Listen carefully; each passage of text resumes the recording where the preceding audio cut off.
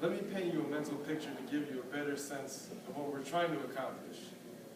I want you to listen and imagine everything I say. It's a regular day. You wake up and it's 80 degrees and sunny.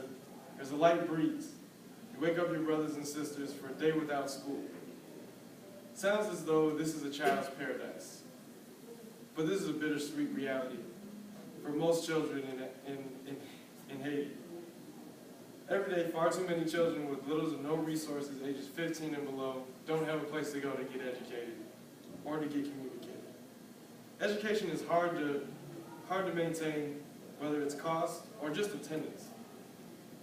And today, we're raising money for a cause that is trying to put a dent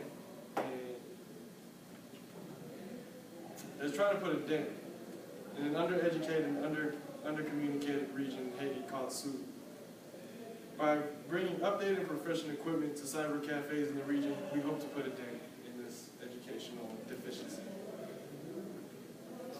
Starting off, Haiti is located in the Caribbean. It shares the same island as the Dominican Republic. It's also bordered by Cuba. The native language is Creole. It has a tropical climate. In January and February, it's normally 75 degrees or higher. And in July and August, it's mid-80s to upper 80s. The population in Haiti, according to the 2010 census, is 9.8 million people. And by 2050, it's projected to be 15.7 million. And we'll get to why that's important in a second. Again, like I said, the region we're doing is Sud, Haiti. This is where our cyber cafes are located throughout the region. One of the biggest cities is Las Calles. The population is 58,600. Forever young. Out of the 9.8 million of the population, 37% of the country is 15 years of age or younger. 15.7 million by 2050 means that 1.4 million newborns are going to be born every decade for the next 4 decades. Why this is important? Out of the 37% of the 15-year-old or younger, only 19% are in a public education setting. Now, I bring up public education setting because Haiti is the poorest country in the Western Hemisphere. Average daily income is only $2, and that's what they live off of every day. Also, the gross domestic income per family is only $660 a year. And according to, I'll name the source that when we go on Tuesday, direct correlation of wealth and attendance, 43% of the parents say cost is what prevents their children from getting an education. That's because over 75% of the schooling in Haiti is privately or sectorally controlled, which means you have to pay for school.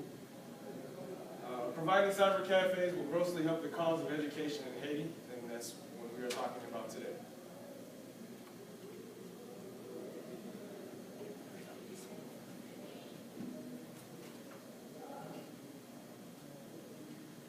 About the economy of our region, there's high unemployment rates amongst the people that live in the region, and many people are underemployed, meaning what they have knowledge for, they can't get jobs in that profession.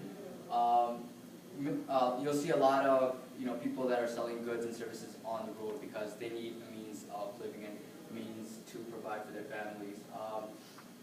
Contains various educational institutes from small vocational schools to universities. They have very private schools scattered throughout, like Kenny covered right now. Most of those schools are not for public. That means they are to be paid in full by the people that want to be enrolled in school. It's a big factor when it comes to a low-income area. So the cafe charges. Average cafes in the area charge about 60 cents per hour, and if you add that up, an average person can use internet for about 3 hours and pay $1.80, which like you already know, is a little less than what an average person makes. So internet to them is pretty pricey. So the Cyber Cafe was opened in July 1997, and it was in the suburb of Peterville in a little town called Port-au-Prince.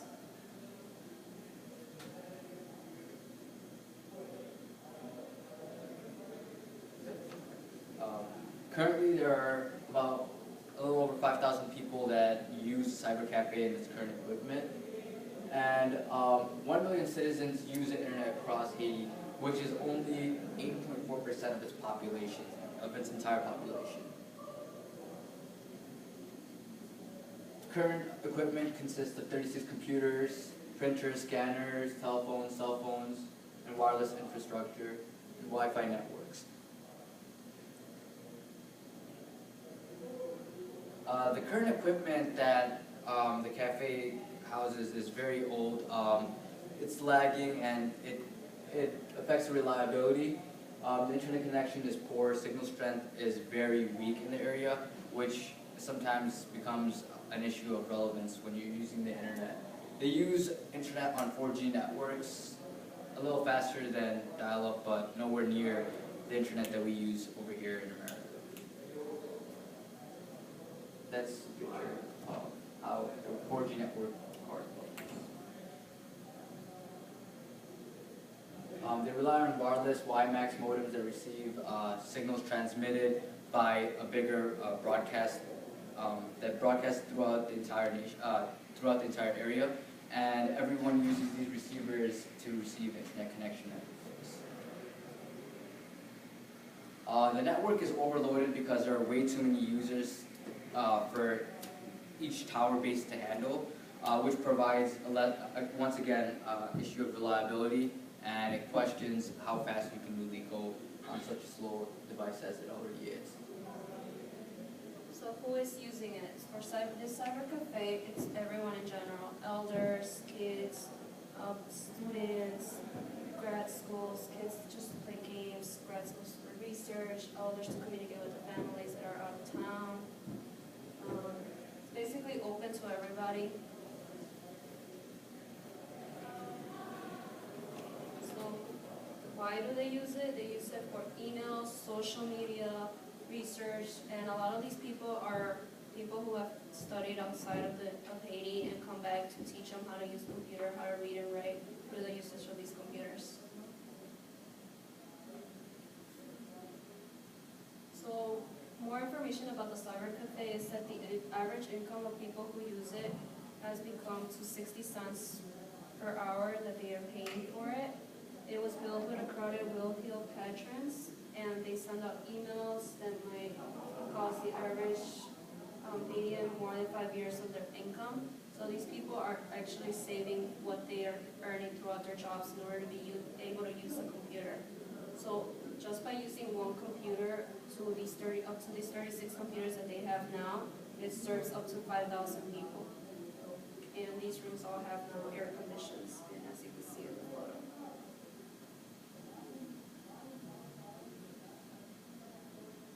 Some of the barriers and improvements that they could do is that they could put better phones installations so they could get better connectivities. They could teach them how to use them. They could use higher capacity computers, but because there is such a low income area, they go with the best that they can. So most of the times they don't have enough electricity or enough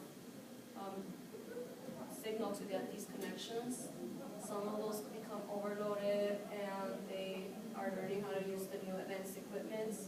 So the benefits of having these computers is that they increase the productivity, they encourage the users to learn more, and it helps educate students. So looking beyond the cafe, how do computers benefit people? When I ask you what is a computer, you might think of the contemporary PC model, or even just the modern MacBook that most students have today. But when we get back to its core, a computer is really just a process that has developed over the years. It makes it, at its basic propensity, is it generates solutions, it does so with speed, and most importantly, it does so with accuracy. And this is a picture of one of the first computers developed in 1821 by Charles Babbage. So what are the possibilities that this entails? As of June 30th, 2012, there's roughly 2.4 billion people that have access to the internet.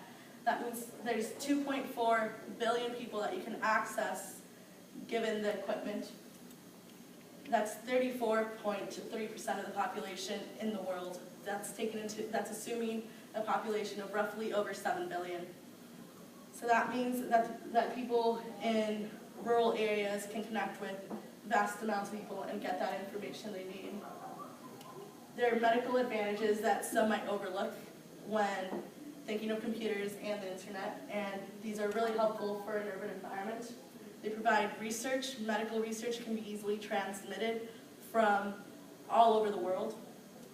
Records can be accessed. That includes medical records if someone goes to a different hospital, both regionally and across the globe. You can access that information, which can be crucial in a medical emergency.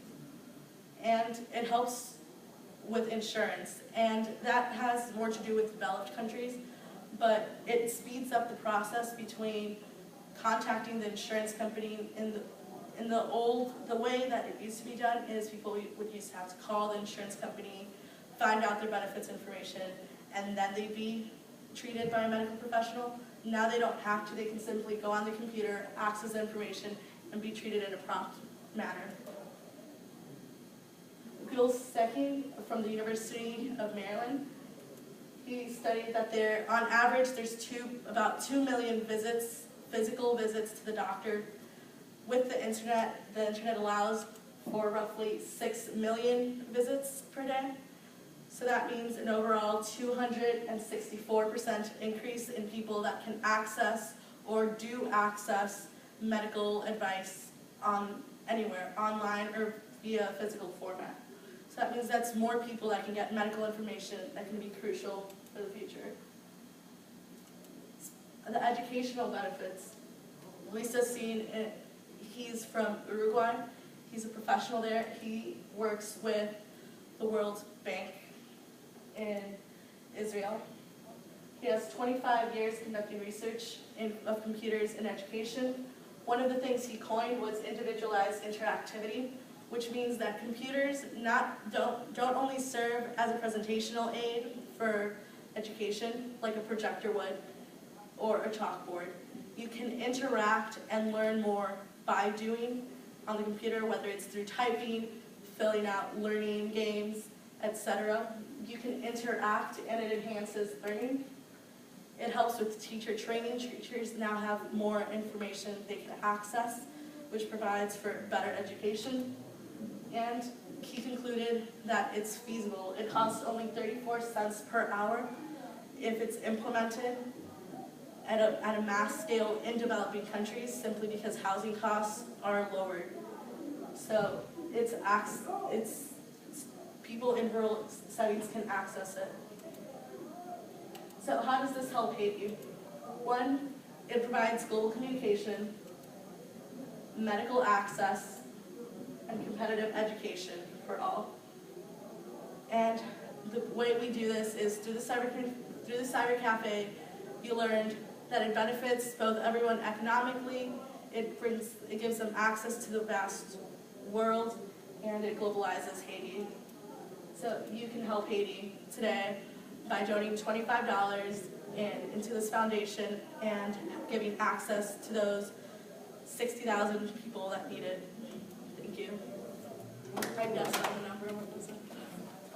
That use every day. Yeah.